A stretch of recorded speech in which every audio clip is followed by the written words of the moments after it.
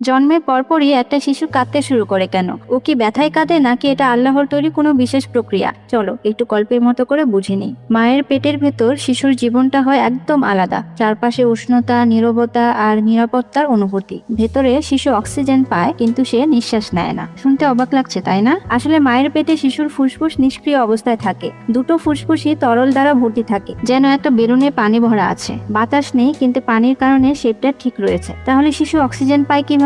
তার আগে বুঝে নেই আমাদের ফুসফুসের প্রধান কাজ কি।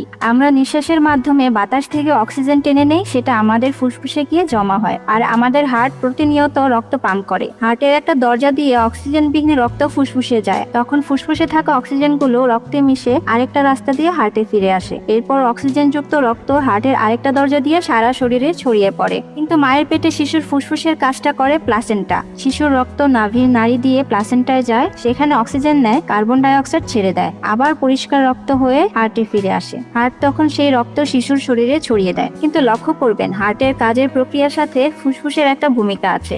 মায়ের পেটে বাচ্চার ফুসফুস নিষ্ক্রিয় থাকে কিন্তু হার্টের গঠন স্বাভাবিক থাকে। তাহলে প্রশ্ন হচ্ছে, স্বাভাবিকভাবে হার্টের যে দরজা দিয়ে রক্ত ফুসফুসের দিকে যাওয়ার কথা, মায়ের পেটে সেই দরজাও কি বন্ধ থাকে? হ্যাঁ, এটা আল্লাহ তাআলার এক বিশেষ সিস্টেম। মায়ের পেটে শিশুর হার্ট তখনও পাম্প করে কিন্তু স্বাভাবিক রাস্তায় না, কারণ ফুসফুস নিষ্ক্রিয়। তাই হার্টের ভেতরে আল্লাহ তাআলা দুইটা শর্টকাট দরজা বানিয়ে রেখেছেন, যাতে রক্ত ফুসফুসে না গিয়ে পাশ কাটিয়ে নাভির নাড়ির দিকে এগিয়ে যায়। ভাবো একবার, জন্মের আগেই একটা আলাদা ট্রাফিক সিস্টেম শুধু শিশুর জন্য। তারপর হঠাৎ সব বদলে যায়। জন্মের পর আলো, শব্দ, ঠান্ডা বাতাস সব একসাথে শিশুর নীরব জগতে এক তোলপাড় শুরু করে দেয়। আর ঠিক তখনই শিশুটি নেয় তার প্রথম নিঃশ্বাস।